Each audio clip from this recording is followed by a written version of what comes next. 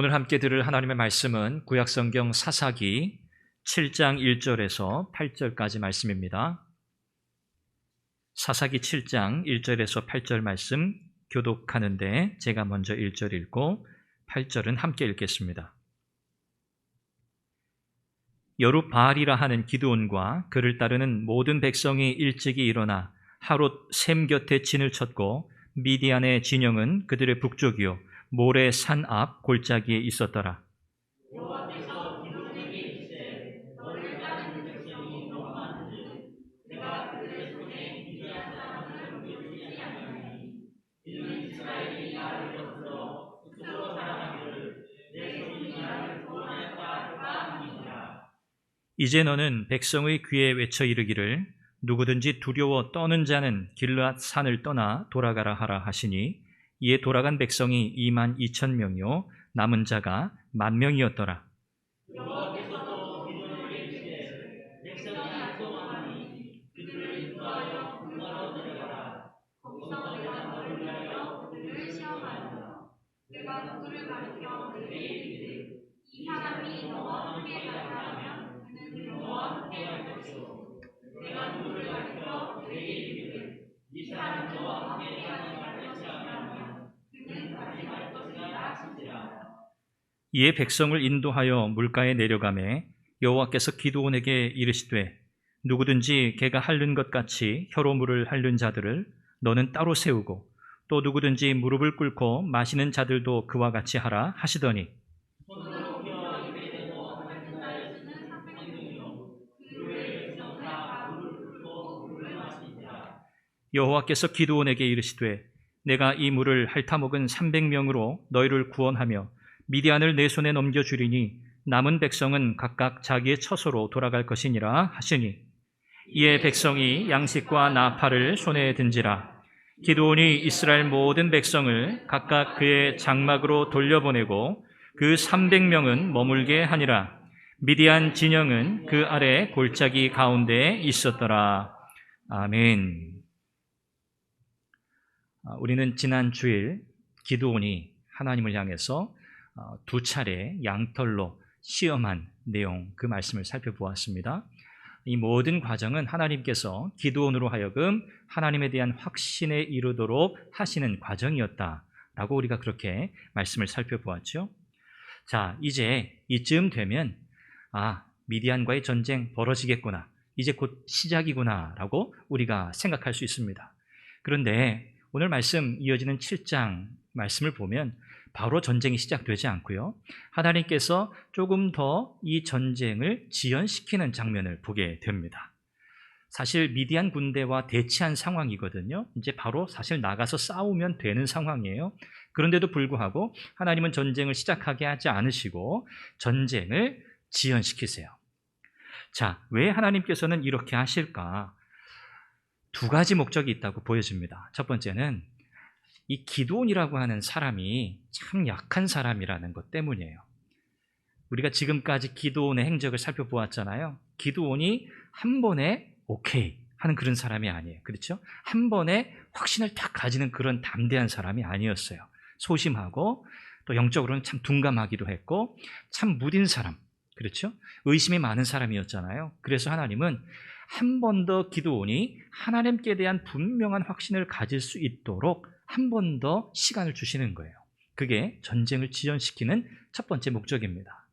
두 번째는 뭐냐면 이 전쟁을 이제 싸우게 될 텐데, 하게 될 텐데 이 전쟁은 어떤 전쟁이죠? 승리가 보장된 전쟁이에요. 누가 이기는 전쟁이에요? 이스라엘이 이기게 돼 있어요. 하나님께서 이기게 하시기 때문이죠. 그래서 이제는 이 기드온도 그렇고 이스라엘 백성도 마찬가지지만 어떤 사실을 깨달아야 하냐면 이 전쟁은 이기게 되어 있는 싸움인데 전쟁 후에 승리를 거둔 후에 어떻게 해야 될까 하는 문제에 관해서 하나님이 가르치시기 위함이에요. 자, 이 전쟁은 누가 이기게 하신다고요? 하나님이 이기게 하세요. 하나님의 전쟁이거든요. 그래서 모든 영광은 누가 가지시는 거예요? 하나님만이 가지시는 거예요. 거기에 어떤 인간도 어떤 사람도 그 공로를 자랑할 수 없어요. 기드온도 이스라엘 백성도 이 싸움에서 우리가 그래도 뭔가 해서 이겼지 라고 말할 수 없다는 거예요. 하나님은 이 사실을 다시 한번 명확히 가르치시기 위해서 이 미디안과의 전쟁을 지연시키고 계십니다. 자, 우리는 참 연약해서요. 이 본성적으로 그래요. 우리 자신에게 돌아올 아주 작은 것이라도 우리 자신의 명예와 우리 자신의 영광을 추구하려는 본성이 다 있어요. 사람에게는. 누구에게나 예외 없이 다 이것이 있습니다. 자, 그런데 하나님은 매우 단호하게 말씀하세요. 그런 것조차도 하나님을 거스르는 행동이다라고 말씀하세요. 오늘 이 본문 가운데 나타나죠. 하나님을 거스르는 일이다. 이 거스른다고 하는 말은 의스댄다. 하나님 앞에서 스스로 의스댄다라고 하는 그런 의미예요. 하나님께서 모든 영광을 취하셔야 하는데 그 가운데 끼어들어서 아주 작은 것이라도 내 영광으로, 내 명예로 여기는 것을 하나님이 허락하지 않으신다는 말입니다. 오늘 이 미디안과의 전쟁에 앞서서 하나님께서 기드온과 이스라엘 백성들에게 다시 한번 깨닫게 하시는 바를 우리가 살펴보면서 은혜를 나누기 원하고요. 이 믿음의 삶에서 영적인 승리를 하기 위해 우리는 어떻게 해야 하는가에 대한 이 말씀의 가르침을 우리가 얻고자 합니다. 오늘 저는 여러분들에게 세 가지를 말씀드리려고 하는데요. 첫 번째는 우리의 믿음의 삶의 승리의 비결은 숫자에 있지 않다는 거예요. 숫자 싸움이 아니라는 겁니다. 여러분 이것을 꼭 기억하시면 좋겠어요. 신앙생활의 승리의 비결은 숫자 싸움이 아니다. 신앙생활은 숫자 싸움이 아니라는 거예요. 기드온이 미디안과 전투를 하기 위해서, 전쟁하기 위해서 군사들을 불러 모으죠. 그 불러 모은 군사의 수가 몇 명이 됩니까? 32,000명이라고 성경이 기록해요. 자, 그런데 미디안 군대는 어느 정도 될까요? 수가. 이스라엘 군대는 32,000명 싹싹 끌어모아서 32,000명이에요. 7장 12절에 보면 이렇게 비유적으로 표현하잖아요. 이 미디안 연합군, 미디안과 이 동방 사람들, 아말렉 이 연합군들의 수가 얼마나 많은지 12절에 보면 메뚜기의 많은 수와 같고 그들의 낙타의 수가 많아서 해변에 모래 같다라고 그렇게 묘사합니다. 여러분 상상이 되세요? 이 미디안 군대가 얼마나 많을까? 메뚜기 떼와 같다. 해변가에 모래 같다. 이거 상상할 수 없을, 상대가 되지 않을 만큼 정말 엄청난 군사력을 이렇게 묘사하고 있어요.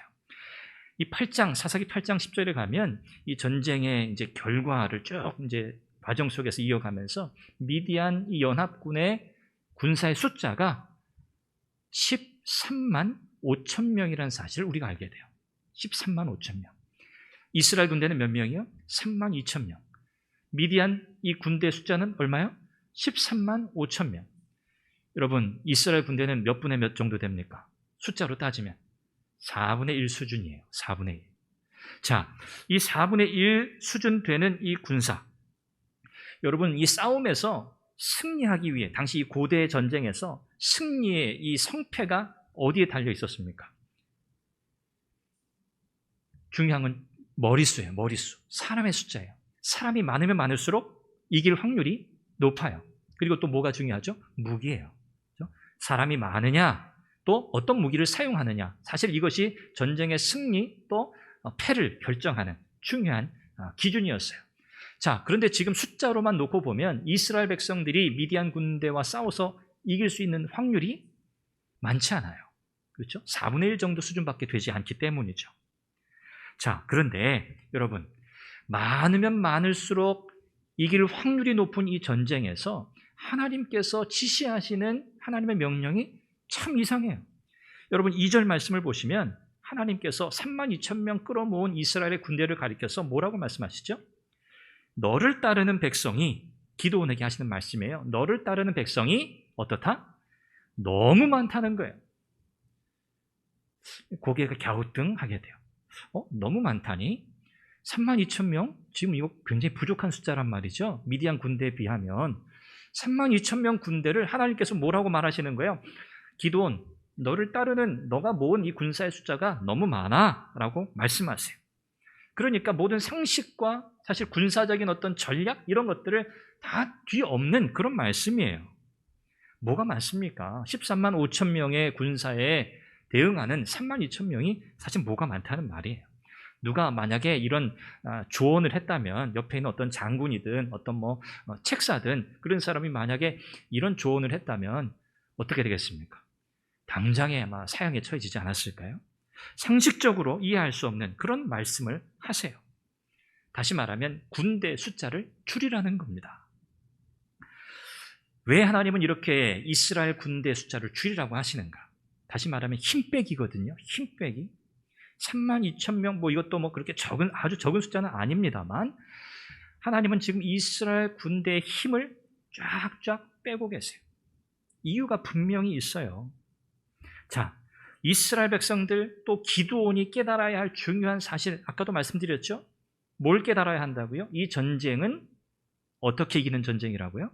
하나님께서 함께 하심으로 이기게 하시는 전쟁이에요. 하나님께서 이스라엘을 위해서 싸우시는 하나님의 전쟁이에요. 여호와의 전쟁이라고 우리가 그렇게 표현하기도 해요. 하나님의 전쟁이에요. 그러니까 승리는 하나님의 손에 달려 있다는 거예요. 이 사실을 깨닫게 하시려고 이스라엘이 숫자에 의지하고 힘에 의지하고 능력에 의지하고자 하는 일말의 희망조차도 하나님께서 완전하게 제거하시는 거예요. 하나님께서 결국 300명이라고 하는 이스라엘의 군대를 사용하시잖아요. 이것은요, 정말 특별한 은혜입니다. 여러분 생각해 보십시오. 하나님께서는 한 사람을 통해서도 수십만 군대, 그 어떤 상대도 하나님은 이기게 하시는 분이에요. 그렇잖아요. 굳이 300명 굳이 필요하지 않아요. 그럼에도 불구하고 300이라는 숫자를 하나님께서 남기셨다는 것은 이건 정말 하나님의 특별한 은혜입니다. 전쟁의 승리는 약속되어 있고요. 하나님은 이 이스라엘 백성들이 이 싸움에서 하나님께서 왜 이렇게 숫자를 줄이라고 하신 그 이유가 있잖아요. 이 싸움에서 혹시라도 이 이스라엘 백성들이 이 전쟁의 승리 후에 어떻게 생각할까? 야, 이 전쟁 그래도 우리가 으쌰으쌰 잘해가지고 이 싸움에서 이긴 거야 라고 말할 거라는 거예요.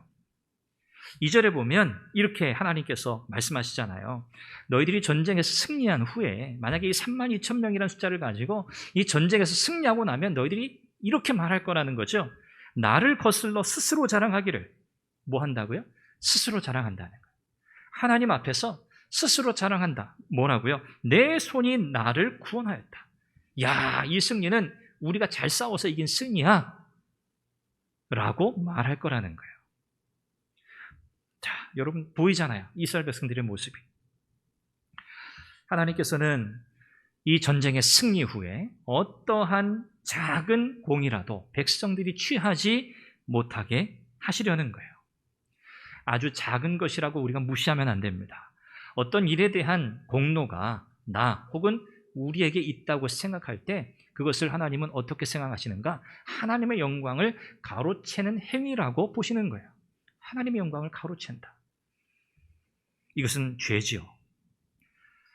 사실 우리가 민감하게 반응하지 못하는 최대의 영적인 위협이 바로 여기에 있습니다.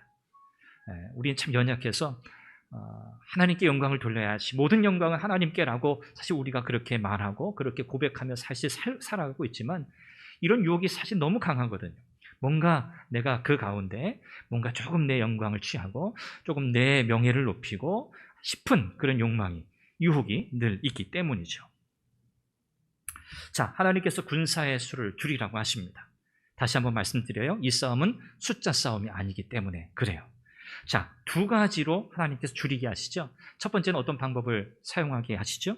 누구든지 두려워 떠는 자는 돌려보내라. 이제 전쟁해야 되니까, 이 전쟁이라는 것이 여러분 살아 돌아오리라 이런 보장이 없는 거잖아요. 그래서 두려운 사람들, 그들은 돌려보내라는 거예요. 자, 32,000명 중에 두려워 떠는 사람들이 몇 명 돌아갔습니까? 22,000명이 돌아가요. 굉장히 많으시죠. 다 모았는데 여기서 두려운 사람, 자, 돌아가시오 했더니 22,000명이 돌아갔어요. 몇 명 남았습니까? 10,000명 남았어요. 10,000명. 자, 그런데 10,000명, 이것도 참 너무너무 말도 안 되는 숫자잖아요. 미디안 군대에 비하면. 자, 그런데 하나님께서 아직도 많다고 말씀하세요. 4절에 보니까 아직도 많다. 10,000명이 많다고 말씀하세요. 자, 그래서 두 번째 군사의 수를 줄이라고 하세요. 자, 어떤 사람을 이제는 돌려보냅니까? 자, 물가에서 이 물가에 입을 대고 개가 물을 핥아 먹듯이 그렇게 물을 핥아 마시는 사람, 또 무릎을 꿇고 그와 같이 하는 사람을 돌려보내라 하셨어요. 자, 10,000명 중에 몇 명이 돌아갑니까? 9,700명이 이제 또 돌아가게 돼요. 자, 그래서 남은 사람이 몇 명입니까? 300명이에요. 그렇게 남은 사람이 300명. 물론 어떤 사람들은 이 남은 300명이 나름대로 이렇게 주변을 잘 살피고 뭔가 위기의식을 가지면서 나름 전쟁을 수행하기에 적합한 그런 자세와 태도를 취했기 때문에 이 300명을 하나님 택하셨다, 이렇게 이해하는 분도 있습니다만 저는 그렇게 생각하지 않아요. 이 300명이라고 하는 이 사람들, 하나님은요 이 300명을 남겨두신 목적이 분명해요. 숫자를 줄여가시는 과정 속에서 그래도 하나님께서 그냥 300이라는 숫자를 하나님이 정하시고 남겨놓으신 거예요. 특별한 이유가 없어요. 그 사람들이 어떤 용사라든가 특별한 능력이 있다든가 아주 정예 부대, 특별한 소수 정예 부대를 하나님이 뽑는 게 아니거든요. 그래서 이 300명이라고 하는 사람들은 어떤 분들은 이런 표현은 좀 그렇지만 떨거지 이런 표현을 쓰기도 해요. 이 300이라고 하는 이 숫자가 어떤 의미가 있겠습니까? 그렇죠? 이 300명이라고 하는 사람들을 특별한 조건으로 하나님이 뽑으셨다는 그런 성경의 근거도 없어요. 그런데 우리가 흔히 기도원과 300용사 이렇게 어릴 때 주일학교 때 저도 그렇게 배웠거든요. 물론 해석에 따라서 그렇게 부를 수 있죠. 이 300명이라고 하는 사람들, 하나님께서 그들을 사용하셨기 때문에 그들이 하나님의 용사로 쓰임받았다, 이렇게 우리가 이해할 수는 있죠. 그러나 이들이 정말 특별한 어떤 자격 조건을 갖추어서 남겨진 사람들이 아니었다는 것을 우리가 이해하고 있어야 해요. 그들 역시 하나님의 은혜로 남겨진 사람들이었습니다. 자, 또 보면요, 이 300이라는 사람은, 300명 되는 사람들은 전쟁에서, 실제 미디안과의 싸움에서 한 일이 없어요. 그들이 칼을 들고 가서 미디안 사람들을 막 치고 막 그런 게 없어요. 마지막 추격전, 마지막 이제 이 칼로, 하나님께서 이 미디안을 칼로 직접 서로 아군끼리 막 치게 하셔서 죽은 사람이 8장에 가면 12만 명이에요. 그리고 나머지 15,000명이 이제 도주하거든요. 끝까지 추격해 가잖아요. 하나님께서 이 12만 명을 죽이실 때 이 300명이라는 사람이 한 일은 없어요. 여러분 뭐 했습니까? 항아리, 나팔, 함성, 끝이에요. 없어요. 그들이 한 일이라고는 그거예요. 그러니까 이 300이라고 하는 이 사람들에게 특별한 관심을 기울일 필요는 없어요. 사사들도 마찬가지입니다. 기도원도 마찬가지예요. 이제 8장을 넘어가면 참 이렇게 참 여러 과정을 통해서 하나님이 확신을 주시고 믿음을 주셨던 이 기도원도 야, 별 수 없구나, 참 연약한 인생이구나 라는 것을 이제 또 8장 넘어가면 또 우리가 알게 돼요. 여러분, 사사기에서 우리가 바라보는 이 많은 인물들은요 참 약점이 많은 사람들입니다. 참 문제가 많은 사람들이에요. 뭐 좀 정상적으로 보여지는 사람들이 드물어요. 또 이 사사기에서 하나님께서 이방 민족들과의 이 전쟁에서 이기게 하시는 이 과정들을 통해서 보면 사사기의 승리는요, 사사기에서 말씀하는 이 승리는, 하나님의 백성들의 승리는 세상 방식이나 우리가 예상하는 수단이나 힘이나 능력으로 되는 법이 없어요. 우리의 계산, 상식, 일반적인 전략으로 이 전쟁에서, 싸움에서 이기는 법이 없어요. 하나님께서 그렇게 하시지 않는다는 거예요. 이것은 우리에게 굉장히 중요한 영적인 의미를 던져줍니다. 하나님께서 오늘 하나님의 백성인 저와 여러분의 이 믿음의 여정을 가게 하시는데, 살아가게 하시는데, 이 믿음의 삶에서 승리하는 비결이 어디에 있느냐? 우리가 생각하는 세상적인 논리, 세상의 공식, 힘과 능력의 논리가 이 영적인 삶의 승리의 비결이 아니라는 것을 깨닫게 하시는 거예요. 이 영적인 믿음의 삶의 승리는 전적으로 하나님께 달려 있습니다. 우리가 그 하나님을 어떻게 신뢰하고 그 하나님을 어떻게 우리가 믿음 가운데서 붙들고 그분의 승리에 우리가 참여하는 자로 살 것인가, 여기에 승리의 비결이 있는 줄로 믿습니다. 이 부분은 우리에게 이 사실을 가르쳐줘요. 그래서 여러분 6장 16절에 보면 하나님께서 이 기드온을 불러서 이 미디안과 싸워서 내가 너를 통해서 이스라엘을 구원하게 하시겠다라고 하실 때 내가 미디안 사람을 한 사람 치듯 하리라 그랬어요. 여러분 13만 5천 명이나 되는 이 미디안 대군을 마치 하나님께서 야 기드온 한 사람을 치듯이 네가 그렇게 이 싸움을 이기게 할 거야. 여러분 그렇게 이기는 싸움이 어디 있어요? 1대 13만 5천으로 싸워서 원펀치에 이기는 싸움이 어디 있어요? 그런 싸움은 세상에 없습니다. 그런데 하나님은 그렇게 이기게 하시겠다는 거예요. 왜요? 하나님이 싸우실 거니까. 그렇죠? 두 번째, 하나님께서 우리에게 말씀을 통해서 믿음의 삶의 승리의 비결이 어디에 있느냐? 여러분 기억하십시오. 하나님은 우리의 약함 때문에 일하신다는 거예요. 이 사실을 우리가 잘 이해해야 돼요. 믿음의 삶의 승리의 비결이 바로 여기 있습니다. 아, 하나님께서 나의 약함 때문에 일하시는 하나님이시구나. 3만 2천 명에서 300명으로 딱 숫자가 줄었을 때 하나님은 사실상 이스라엘 군사력을 제거하신 거나 다름이 없어요. 300명은 있으나 없으나 별 의미가 없는 사람들이에요. 숫자예요. 이스라엘의 가장 연약한 것, 이 전쟁에서 승리와는 전혀 사실 관계가 없는 숫자가 300명이라는 숫자입니다. 이 300명으로 뽑힌 사람들이 서로를 보면서 어떻게 생각했을까요? 여러분 상상해 보세요. 300명의 군사들이 남았는데 그 해변가에 모래와 같이 가득 들어차 있는 그 군사들, 메뚜기 떼와 같이 많은 그 군사들, 미디안 군사들을 보면서 300명의 군사들이 서로를 보면서 글쎄요, 대화를 나눴다면 어떤 대화를 나눴을까?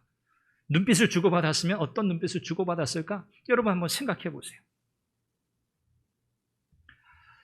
하나님은 이 싸움에서 아주 중요한 사실을 가르치세요. 이스라엘 백성들, 하나님의 백성들은 절대적으로 하나님을 신뢰해야 한다는 거예요. 절대적으로 하나님을 신뢰해야 한다. 말도 안 되는 싸움이에요. 말도 안 되는 싸움. 말도 안 되는 이 전쟁에서 이긴다는 거예요.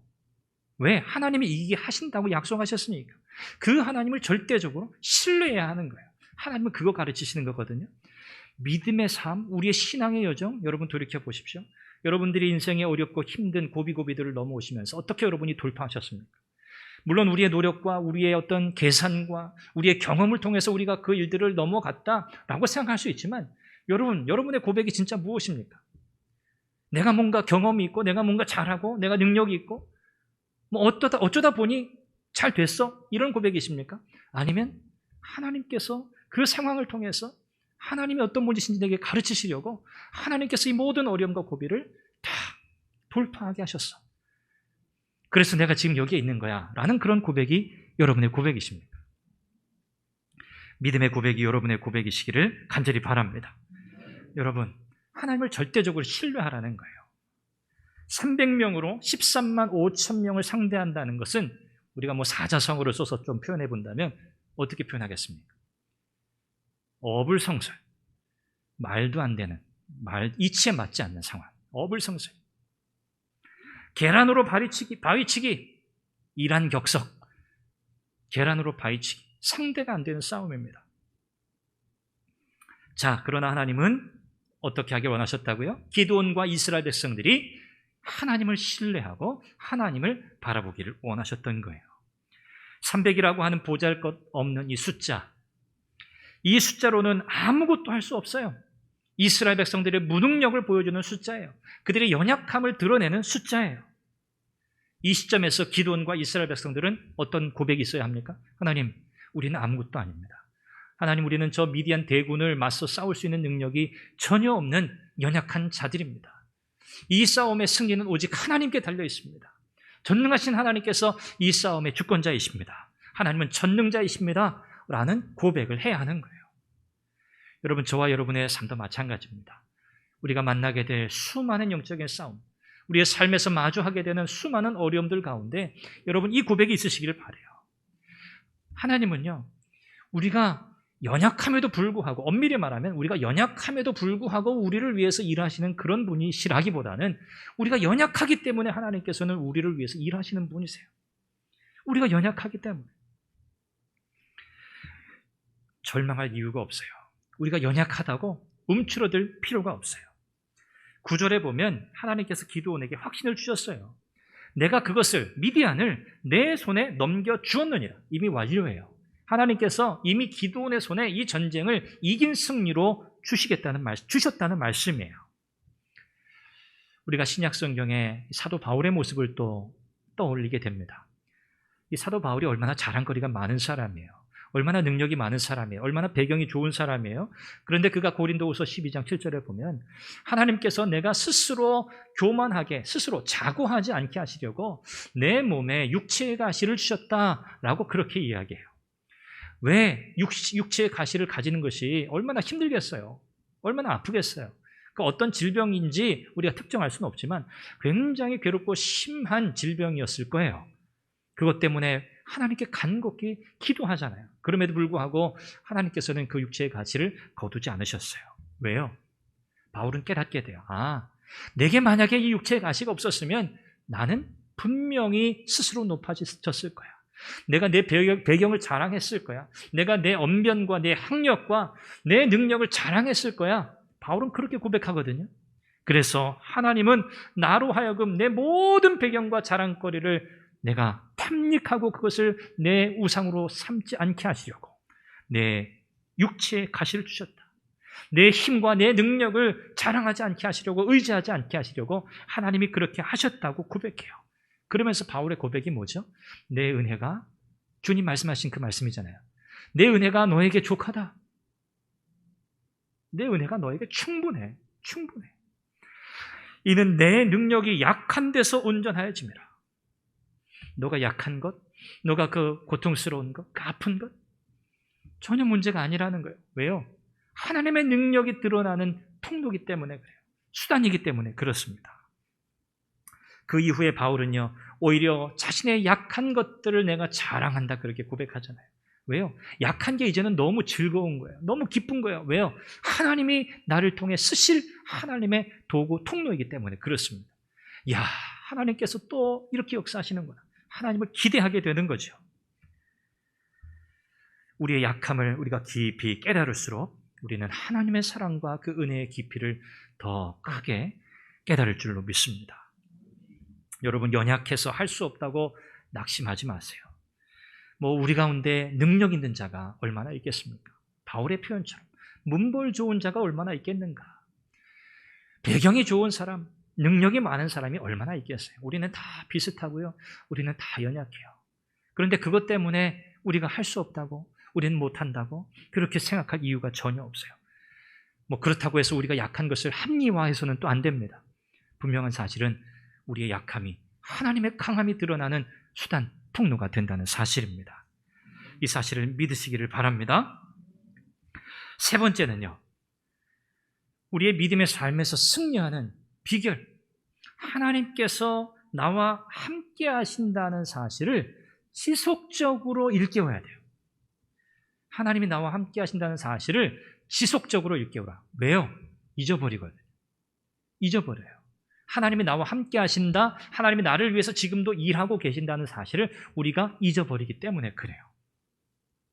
하나님은요, 여전히 두려워하고 있는 기드온에게 다시 한번 확신의 기회를 주시고자 이 싸움을 지연시키고 계시다고 했죠. 자, 이제 거의 막바지에, 이 모든 과정의 막바지에 다다르게 돼요. 하나님은 기드온에게 이제 쐐기를 박듯이 다시 한번 확신을 주시고자 그를 미디안 군사 진영에, 적진의 진영에 다녀오게 하십니다. 자, 나름 아직도 확신이 없는, 아직도 뭔가 두려움 가운데 있어 보이는 이 기드온을 적진에 보내서 이 적진 미디안 군사들이 대화하는 것을 듣게 하세요. 그런데 이 미디안 군사들이 서로 대화하는데 어떤 이야기를 합니까? 한 군사가 자기 꿈 이야기를 해요. 이 꿈 참 이해하기 힘든 꿈이에요. 그 꿈풀이도 사실 좀 이해하기 힘든 그런 풀이에요. 제목을 붙이자면, 이 꿈의 제목을 붙이자면 보리떡 한 덩이라고 할 수 있어요. 보리떡 한 덩이. 자, 보리떡 한 덩이가 미디안 군사들의 이 군영으로 굴러 들어와서 그 장막을 무너뜨렸다는 거예요. 이 꿈의 내용이 이거예요. 보리떡 한 덩이가 막 굴러오더니, 내가 꿈을 꿨는데 보리떡 한 덩이가 굴러오더니 우리 이 군영 가운데 있는 이 텐트, 이 한 장막을 덮쳐가지고 그게 다 와르르 무너졌다는 말이에요. 그러면서 이 꿈에 대한 풀이까지 이 미디안 군사가 합니다. 이 꿈의 의미가 뭔가도 설명해요. 14절에 보면 이는 다른 것이 아니라 이스라엘 사람 요아스의 아들 기드온의 칼이라 하나님이 미디안과 그 모든 진영을 그의 손에 넘겨 주셨느니라. 이것이 해몽이에요. 꿈풀이에요. 미디안 군사의 꿈에 대한 풀이에요. 자기들이 이 풀이를 하는 거예요. 자, 그런데 여러분, 이 보리떡 한 덩이가 기드온과 연결이 돼요. 기드온의 칼이라. 그리고 그 뒤에 하나님께서 미디안과 그 모든 진영을 기드온의 손에 넘겨주셨다라는 뜻이라는 거죠. 이 보리떡 한 덩이가 굴러왔다는 이 꿈이. 여러분, 이 해몽은요, 사실 말도 안 되는 해몽이에요. 여러분 생각해 보세요. 보리떡 한 덩이를 기드온과 연결시킬 수 있는 아무런 근거가 사실 없어요. 전 이렇게 생각이 돼요. 이 꿈의 해몽을 들은 이 기드온이요, 지금까지 하나님이 그렇게 확신을 주시고, 야, 내가 너에게 미디안을 넘겨줬어. 나가서 싸우면 돼. 내가 승리하도록 내가 너와 함께 할 거야. 하나님이 여러 차례 약속을 확인시켜 주셨는데도 미디안은 움직이지 않았어요. 그런데 미디안 군사들이 꿈에 대한 이야기를 나누고 꿈에 대한 풀이를 딱 하고 그 이야기를 듣고 나서야 기드온이 어떻게 반응합니까? 하나님께 예배했다고 성경에 기록해요. 하나님께 예배했다. 뭐예요? 이제 도장을 꽝 찍은 거야. 이제 됐어. 이제 끝이야. 이제 분명해. 그 결과가 바로 예배하는 거였어요. 하나님 예배하는 거. 확신에 대한 결과가 예배하는 일이었어요. 하나님은요, 이렇게까지 기드온에게 확신을 주고 싶으셨다고 저는 이해해요. 말도 안 되는 꿈 해몽의 이야기를 듣고 하나님의 말씀을 듣고도 꿈쩍 않던 기드온이 적군의 꿈 해몽 이야기를 듣고 확신에 찼다니요. 그런데도 하나님은 그 꿈에 대한 풀이를 기드온에게 확신을 주는 수단으로 사용하고 계시는 거예요. 이야, 참 하나님, 참 어떻게 이렇게까지 배려하실 수 있을까 생각이 듭니다. 여러분, 하나님께서는요, 미디안과의 전쟁에 앞서서 말도 안 되는 전략으로 이 싸움을 준비하도록 명하셨습니다. 군사의 수를 줄이라는 거였고요. 또 기드온에게 확신을 주시고자 이 적군의 꿈에 대한 해몽을 듣게 하시고요. 하나님의 약속이 분명하다는 사실을 확인하게 하십니다. 하나님께서는 하나님의 일을 맡기실 때 언제나 분명한 약속을 우리에게 하세요. 그 약속의 핵심은 뭐냐면 내가 너와 함께 한다는 거예요. 내가 너와 함께 한다. 수많은 사사들이 사사기에 등장하는데 하나님의 승리의 약속의 전제는 바로 그거예요. 근거는 거기에요. 내가 너와 함께 한다. 이게 승리의 이유예요. 내가 너와 함께 한다. 하나님이 우리의 삶에도 동일하게 역사하십니다. 저와 여러분의 인생에 하나님이 무엇인가 그분의 일을 맡기실 때는 이 약속을 더불어 주시는 거예요. 내가 너와 함께 한다. 하나님의 임재에 대한 약속이죠. 여러분, 이 약속이 없으면 우리가 어떻게 과감하게 정면으로 그 어려움들을 마주하고 돌파할 수 있겠습니까? 우리에게는 그럴 만한 용기가 없어요. 그래서 하나님은 하나님이 나와 함께 하신다, 우리와 함께 하신다는 사실을 지속적으로 반복적으로 일깨우시는 일을 지금도 하고 계시는 거예요. 우리가 담대하게 믿음으로 순종할 수 있도록 하나님께서 우리를 그렇게 이끌어가고 계시는 거죠. 기드온이라고 하는 사람, 정말 약한 사람이었죠. 우리와 너무 비슷합니다. 확인해주고 또 확인해주어도 여전히 확신에 이르지 못하는 그런 사람. 우리 자녀들에게 저도 간혹 그럽니다만 우리 자녀들을 부모님들이 이렇게 바라보실 때 참 다 다르잖아요. 자녀들마다 다 다른데 능력치도 다 다르고 성향도 다 다르고. 자, 그래서 부모가 가지고 있는 어떤 기대를 가지고 이런 자녀들이 혹 흔들리고 자기가 잘하지 못하는 것 때문에 이렇게 주눅이 들거나 혹 이렇게 좀 의기소침해 있을 때 여러분 부모님들이 어떤 말을 자녀들에게 하곤 합니까? 얘들아, 걱정하지 마. 아빠 엄마가 있잖아. 염려하지 마. 너가 지금 이런 것, 너가 잘 하지 못하고 있는 부분들, 이런 너의 연약한 부분들 걱정하지 마. 염려하지 마. 아빠 엄마가 있잖아. 아빠 엄마가 너를 든든하게 뒤에서 지켜줄 거야. 너희들을 아빠 엄마가 끝까지 책임질 거야. 이런 표현들을 하지 않습니까? 마찬가지죠. 기드온이라고 하는 사람이 바로 하나님께로부터 그런 격려와 그런 지지와 그런 재확신의 그 하나님의 메시지를 들어야 했던 사람이었어요. 그러지 않으면 움직일 수 없는 사람이었기 때문에 그렇죠. 사랑하는 여러분, 우리가 믿음으로 하나님 앞에 살겠다고 얼마나 많은 결단을 했습니까? 여러분 생각해 보십시오. 우리에게는 얼마나 많은 신앙적 결단이 있었나. 그런데 그 신앙적 결단이 얼마만큼 그대로 내 삶 속에서 이루어졌는가, 실행되었는가 생각해 보십시오. 지키지 못한 결단들이 너무나 많죠. 하나님 저 이렇게 하겠습니다. 하나님 저 이렇게 하겠습니다. 뭐 거창한 것 아니어도요. 그냥 일상의 소소한 우리의 믿음의 삶을 살아가는 중에 하나님 제가 이렇게 기도할게요. 하나님 제가 이렇게 하나님 말씀 제가 이렇게 묵상하고 내가 말씀 이렇게 읽으면서 살아갈게요. 우리가 수없이 연초 또 연말 되면 후회와 또 재결심을 반복하잖아요. 우리의 신앙적 결단이 얼마나 연약한지를 우리가 깨닫잖아요. 우리가 일부러 막 긴장하면서 막 힘들게 살 필요는 없어요. 그러나 이 영적인 삶에 있어서는, 이 영적인 믿음의 삶의 영역에 있어서는 이 영적인 긴장감이 대단히 중요합니다. 대단히 중요해요. 영적으로 느슨한 상황에서 하나님의 말씀을 신뢰하고 하나님의 뜻에 순종할 수 있는 경우들은 많지 않습니다. 그래서 하나님께서 끊임없이 우리의 삶 속에 하시는 일이 바로 그거예요.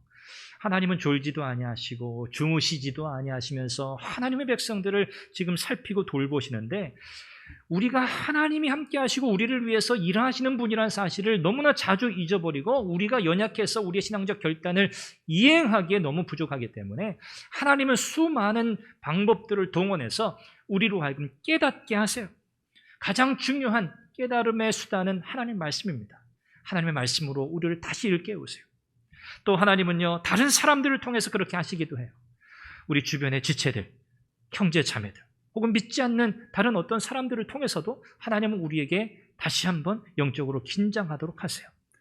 또 삶의 여러 상황들을 통해서도 하나님이 그렇게 하십니다. 우리가 하는 어떤 일을 통해서도 그렇습니다. 인간관계를 통해서도 그렇습니다. 어떤 사건이나 또 혹은 어떤 사고들을 통해서라도 하나님은 하나님이 나와 함께 하신다는 사실을 가르치고 계십니다. 우리가 이와 같이 우리의 삶 속에서 일하고 계시는, 우리와 함께 하시는 하나님을 깨닫는 은혜가 있기를 바라고요. 하나님께서 나와 함께 하시는구나, 하나님이 지금 나를 위해서 일하고 계시는구나 라고 하는 사실에 대한 확신의 마지막 결론이 뭐냐면 우리가 하나님을 예배하는 자의 자리에 있는 거예요. 하나님의 말씀에 순종하는 자리에 내가 딱 있다. 그러면 우리는요, 하나님이 나와 함께 하시고 하나님이 나를 위해 지금도 일하고 계신다는 사실을 믿는 사람이에요.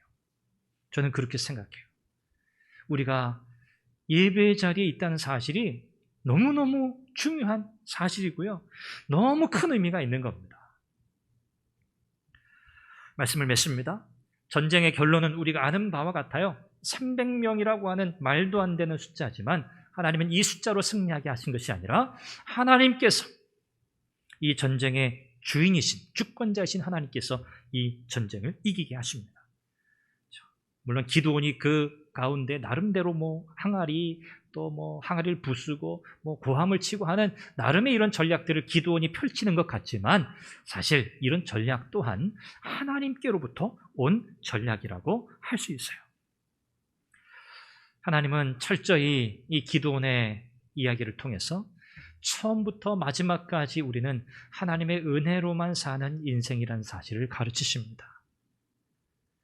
우리의 어떠함과 상관이 없어요.